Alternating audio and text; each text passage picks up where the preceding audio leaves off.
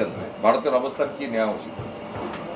দেখুন, বাংলাদেশ ইস্যুতে আজ আমাদের সর্বভারতীয় সাধারণ সম্পাদক অভিষেক বন্দ্যোপাধ্যায় দিল্লিতে খুব স্পষ্টভাবে বক্তব্য জানিয়ে দিয়েছেন যে এই ইস্যুটি আন্তর্জাতিক বিষয়, আরেকটি দেশের অভ্যন্তরীণ বিষয়। ফলে এটা তো বাংলার বিষয় নয়, এ রাজ্যের বিষয় নয়। ফলে এটা নিয়ে যা করার, যা বলার মূলত কেন্দ্রীয় সরকারকে বলতে হবে, এবং এসব ক্ষেত্রে কেন্দ্রীয় সরকার যেটা করেন সেটাই একটা দেশের তরফ থেকে বক্তব্য হয় বা করণীয় হয়।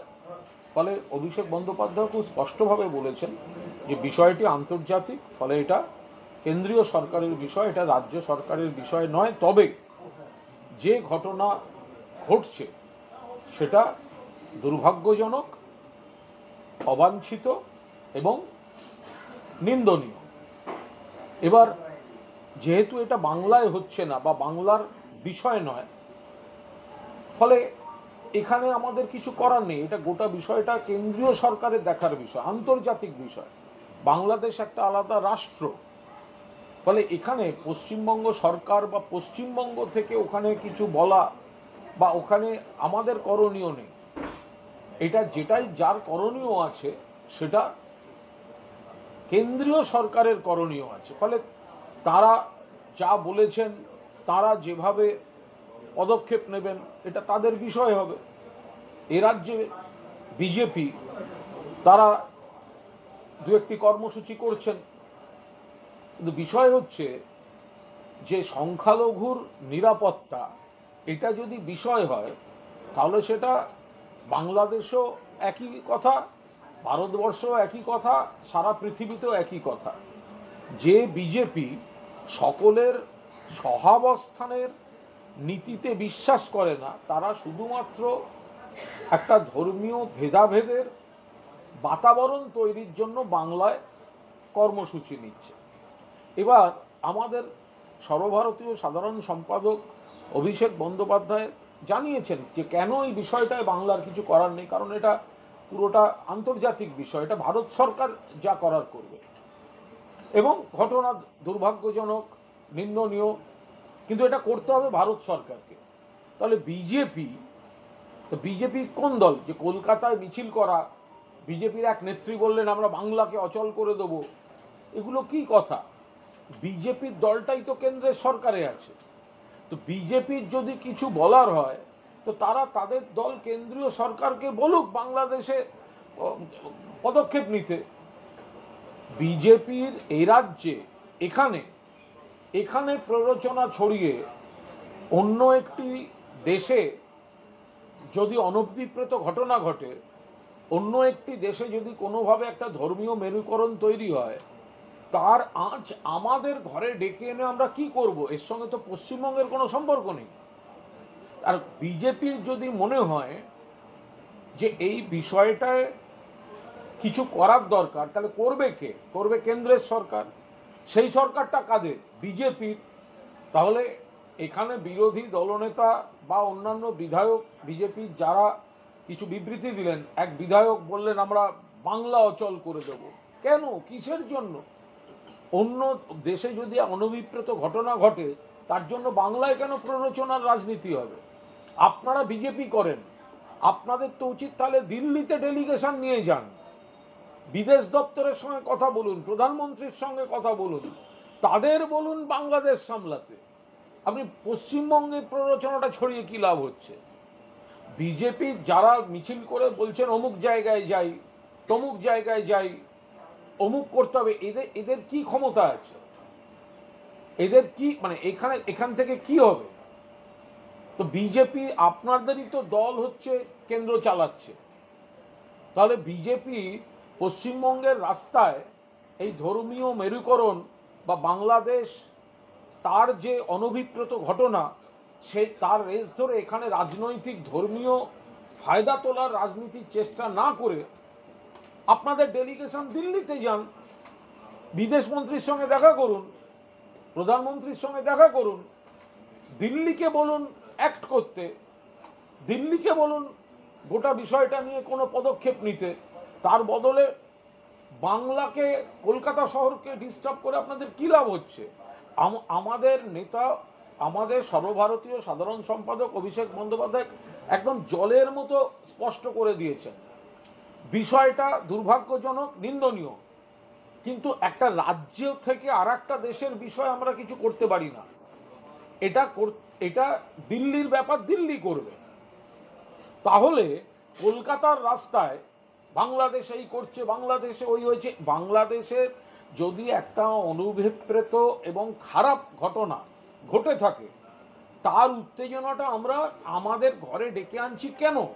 কারণ বিজেপি উন্নয়নের রাজনীতিতে একেবারে জনগণের দরবারে বরখাস্ত হয়ে তারা এই বাংলাদেশের যে ধর্মীয় মেরুকরণ এবং অনভিপ্রেত ঘটনা সেটা দিয়ে এখানে ধর্মীয় প্ররোচনা দেওয়ার চেষ্টা করছে। আমাদের বক্তব্য যেটা ঘটছে সেটা খারাপ, কিন্তু আমাদের কিছু করার নেই, কারণ আমরা রাজ্য, ওটা রাষ্ট্র। এবং যেটা চিরাচরিত বিদেশ নীতির ক্ষেত্রে যেটা হয়, এ ব্যাপারে দেশের যে সরকার থাকে, কেন্দ্রীয় সরকার থাকে, তাদের ব্যবস্থা নিতে হয়। তাহলে বিজেপি এখানে এই উত্তেজনা ছড়াবার চেষ্টা না করে বাংলা অচল করব, এই করব, ওই করব, এইগুলো বাংলাদেশের অনভিপ্রেত ঘটনাটার জেরে এইখানে রাজনৈতিক ধর্মীয় ফায়দা তোলার চেষ্টা না করে বিজেপির উচিত কেন্দ্রীয় সরকারের উদ্দেশ্যে দাবি করা। বিরোধী দলনেতা এবং বিজেপি নেতাদের উচিত তাদের নিজেদের সরকার, কেন্দ্রের সরকারের কাছে দাবি করা যে তারা তাদের যা যা দাবি, তাদের যা যা বক্তব্য কেন্দ্রীয় সরকার বলুক বাংলাদেশ সরকারকে। তার জন্য কলকাতায় রাজনৈতিক কর্মসূচির আড়ালে ধর্মীয় প্ররোচনা দেওয়াটা বাঞ্ছনীয় নয়। বলছি, একটা ছবি প্রকাশ্যে এসছে যেখানে যেটাকে বাংলাদেশের জাতীয় পতাকা বলা হচ্ছিল এবং যার বিরুদ্ধে চিন্ময় দাসের বিরুদ্ধে মানে অবমাননার অভিযোগ করা হচ্ছে, যেটা বাংলাদেশের জাতীয় পতাকাই না, তাহলে মানে কেন তার বিরুদ্ধে এরকম? দেখুন, এ বিষয়ে কোনো খুঁটিনাটি বিস্তারিত মন্তব্য করব না, কারণ ওটা একটা দেশ, আমরা একটা রাজ্য। কিন্তু আমরা আমাদের সর্বভারতীয় সাধারণ সম্পাদক যেটা বলেছেন, বাংলাদেশে যেটা ঘটেছে সেটা দুর্ভাগ্যজনক। ফলে তার বক্তব্য থেকেই পরিষ্কার আমরা সেটা কিভাবে দেখছি। ফলে সেই বিষয়টা, ওখানে যদি কোনো খারাপ ঘটনা হয়েছে তাহলে সেটা কেন্দ্রীয় সরকার সেটাকে আমাদের তরফ থেকে কমিউনিকেট করুক। ভারতের তরফ থেকে একটা বয়ান দেয়া শুধু নয়, যদি ওখানকার কোনো অশান্তি, ওখানকার কোনো ভুল জিনিস, সেটা যদি আমাদের এখানে আঁচ পড়ার চেষ্টা হয়, এটা তো কেন্দ্রীয় সরকারকে থামাতে হবে, কেন্দ্রীয় সরকারকে কমিউনিকেট করতে হবে। এটা তো বাংলার বিষয় না, আমরা মন্তব্যও করছি না। যার জন্য ওখানে যেটা হয়েছে দুর্ভাগ্যজনক, অনভিপ্রেত, নিন্দনীয়, এবং ইস্কনের আবেগ, সংখ্যালঘুদের আবেগ এবং সুরক্ষা নিশ্চিতভাবে সুরক্ষিত রাখা উচিত। সেটা সর্বত্র সবাই একসঙ্গে থাকা উচিত, সেটা বাংলাদেশেও, ভারতেও, পৃথিবীর সব জায়গায়।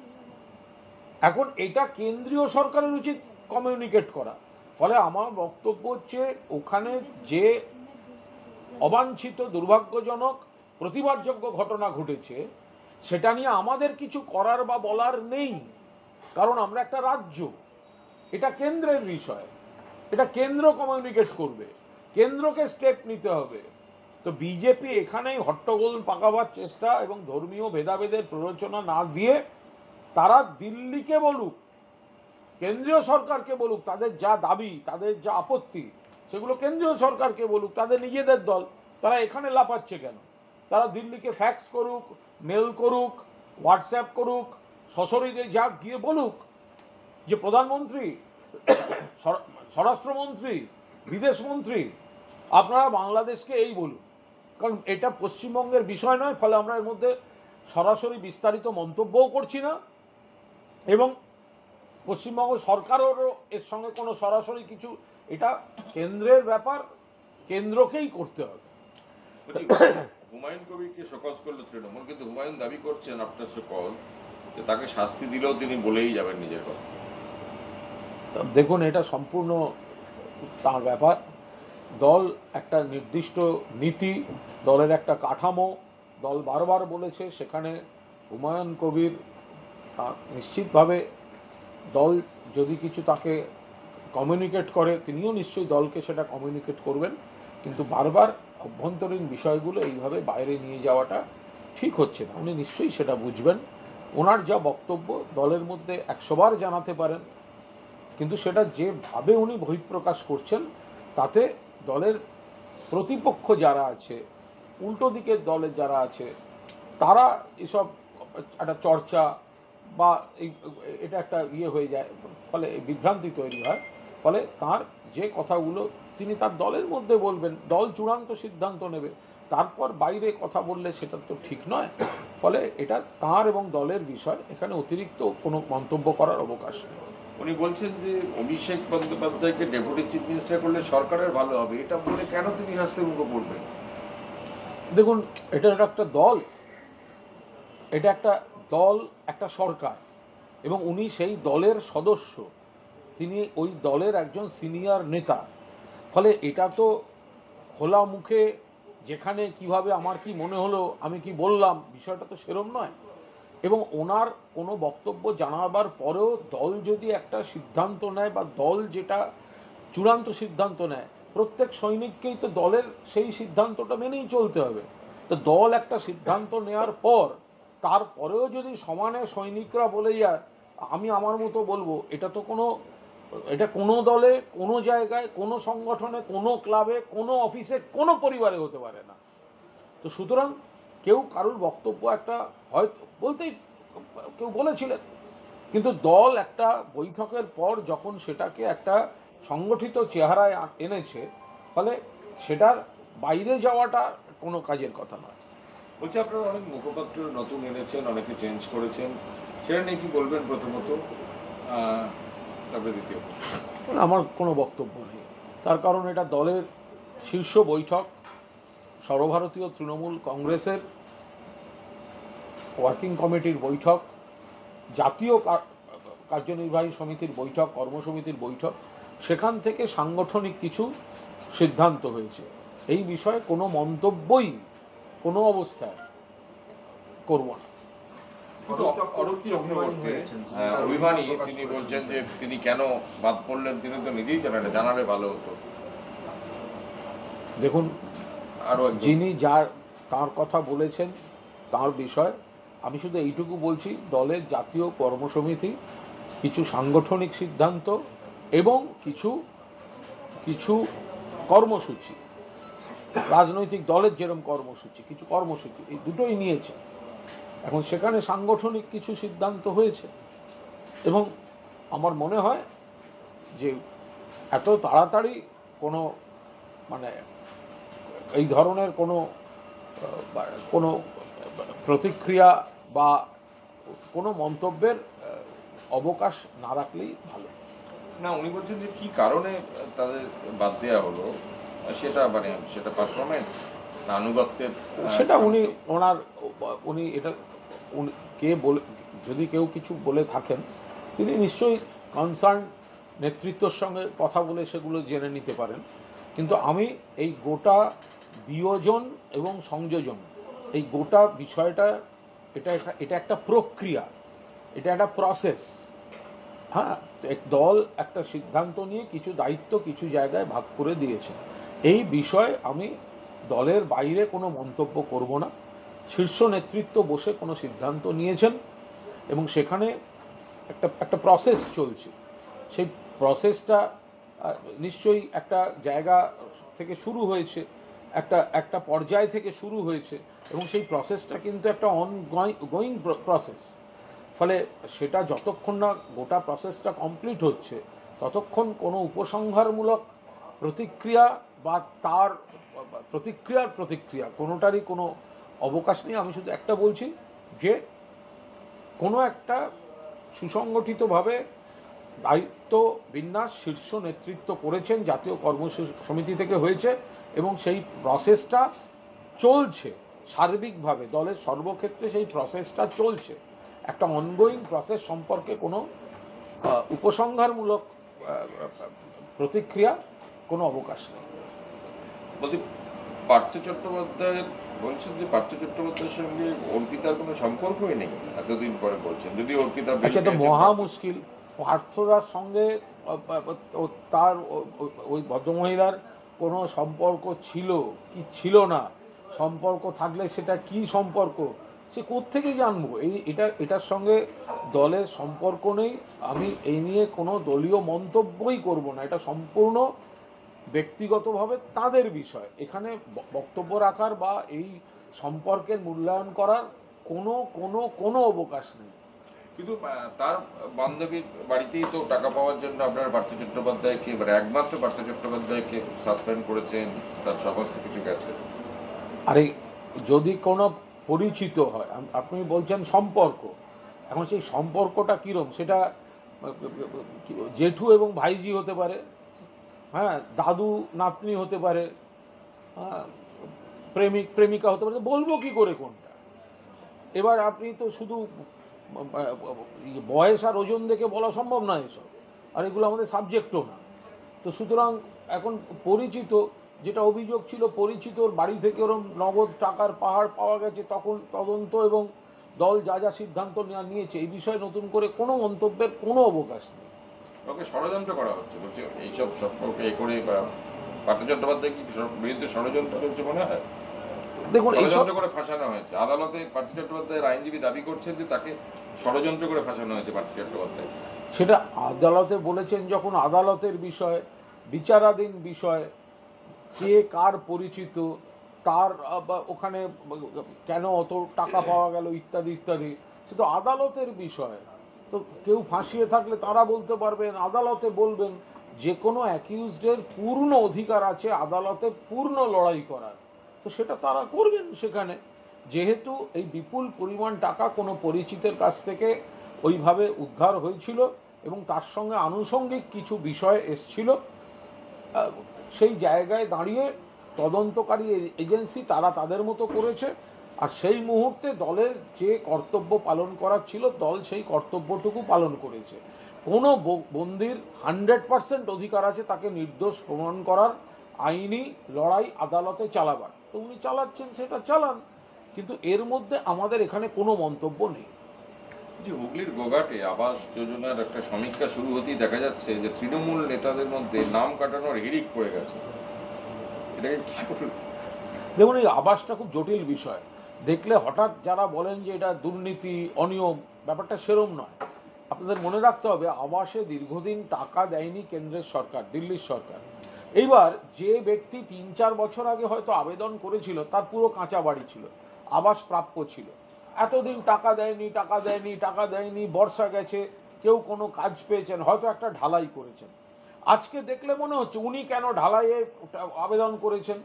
অ্যাকচুয়ালি তিনি যখন আবেদন করেছিলেন তখন হয়তো তার কাঁচা বাড়ি ছিল, এবার বছরের পর বছর গেছে, আজকে দেখলে মনে হচ্ছে তার কোনো কাজ কোনো কিছু করে একটু মেরামত করেছে সাজিয়ে, তারা সেখানে নাম কাটিয়ে নিতেই পারেন, বা আজকে তার নাম বাদ যেতে পারে। কিন্তু তার মানে এই নয় যে সবটাই যারা আবেদন করেছিলেন সেগুলো কোনো ভুয়ো আবেদন বা দুর্নীতির বিষয় আছে। আজ বিভিন্ন জায়গায় বিক্ষোভও হচ্ছে, মানে পঞ্চায়েত অফিসে তালা লাগানো।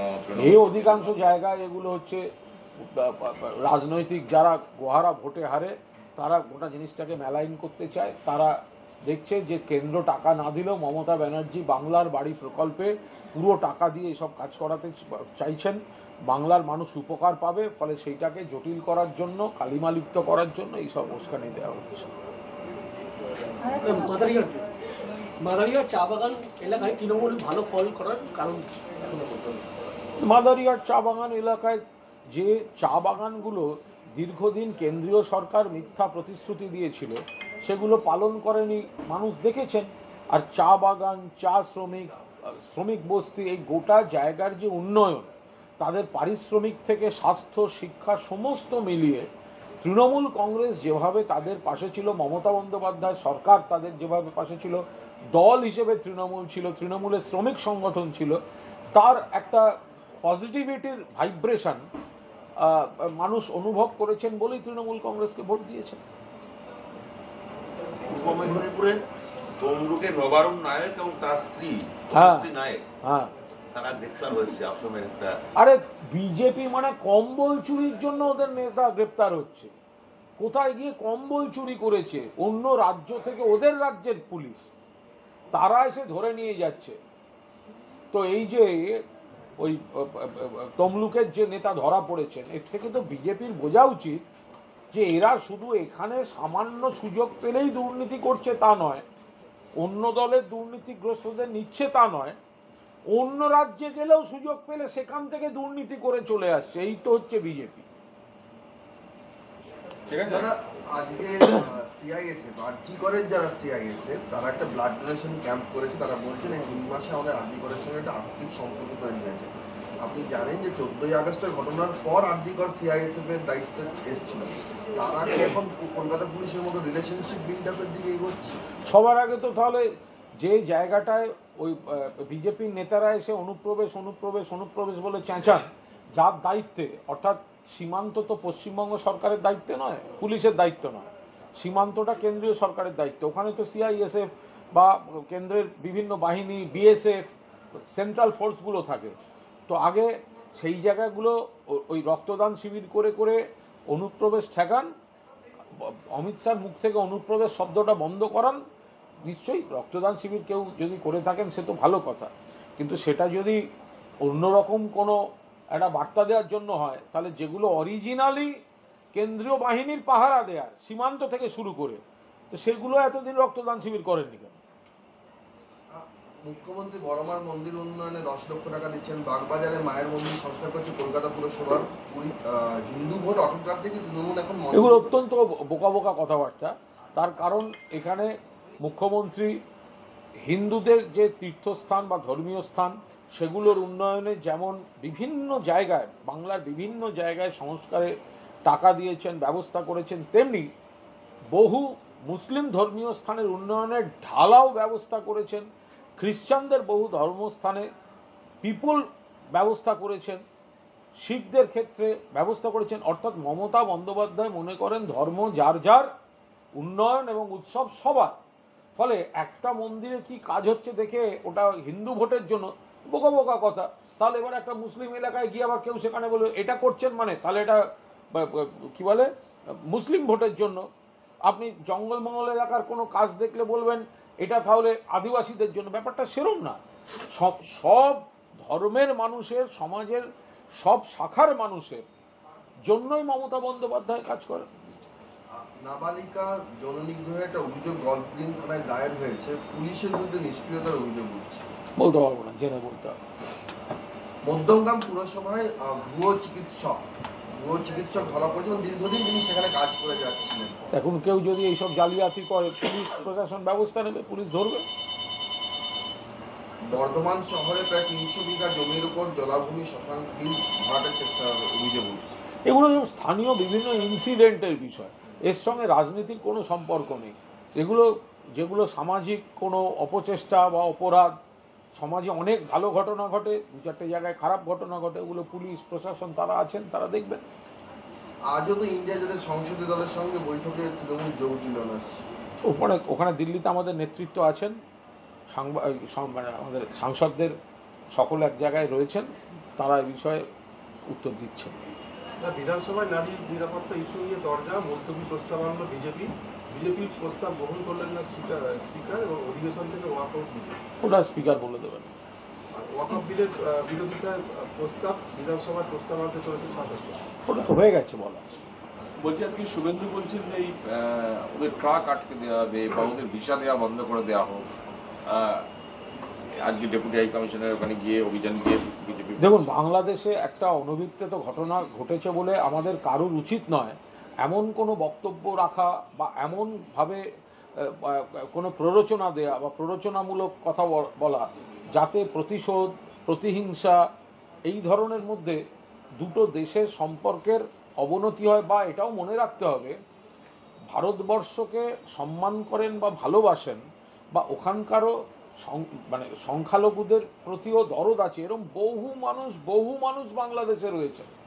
ফলে কোথাও কোনো খারাপ ঘটনা ঘটেছে মানে এই নয় যে গোটা বাংলাদেশের বিরোধিতা করতে আমরা নেমে পড়ব, এটা হয় নাকি কখনো। ফলে এমন কোনো দায়িত্বজ্ঞানহীন বিবৃতি আমাদের দেওয়া কারোর উচিত না, যাতে আমরা এখানে একটা রাজনৈতিক ফায়দা তোলার জন্য আমরা এখানে বাংলায় বসে বিবৃতি দেবো, ভারতে বসে বিবৃতি দেবো, আর বাংলাদেশে তার জেরে আরও পরিস্থিতি জটিল হবে এবং যারা আমাদের শুভানুধ্যায়ী যারা রয়েছেন বাংলাদেশে বিপুল সংখ্যক মানুষ যারা যারা দুই বাংলা ভারত বাংলাদেশ মৈত্রীর পক্ষে, তো তাদেরও ক্ষতি হয়, নতুন করে সেই জায়গার পরিস্থিতি জটিল হয়, এরকম কোনো বিবৃতি দেওয়া উচিত নয়। এগুলো সব হঠকারী বিবৃতি। শেষ প্রশ্ন, সারের দাম নিয়ে প্রশ্ন চাষির কেন এত সারের দাম বাড়ছে, এটা নিয়ে আজকে বিক্ষোভ। দিলীপ ঘোষ আজকে এখানে কিন্তু কালোবাজারি হচ্ছে বলে রাস্তায়ও নেমেছিল। এটা সম্পূর্ণভাবে কেন্দ্রীয় সরকার, সারের দাম কেন্দ্রীয় সরকারের হাতে। আর দিলীপ ঘোষ যেটা বলছেন কালোবাজারি, উনি না জেনে বলছেন অথবা জেনে শুনে মানুষকে বিভ্রান্ত করছেন। কারণ কেন্দ্রীয় সরকার নতুন যে কৃষি আইন আনার চেষ্টা করেছিল এবং তারপরে এমন কিছু অ্যামেন্ডমেন্টের ব্যবস্থা ছিল তাতে এই মজুতদারি ব্যাপারটাতে ঊর্ধ্বসীমাটা বাড়িয়ে দেওয়া হয়েছিল। অর্থাৎ আপনি যেটা আগে মজুত রাখতে পারতেন তার থেকে অনেক বেশি মজুত রাখতে পারবেন।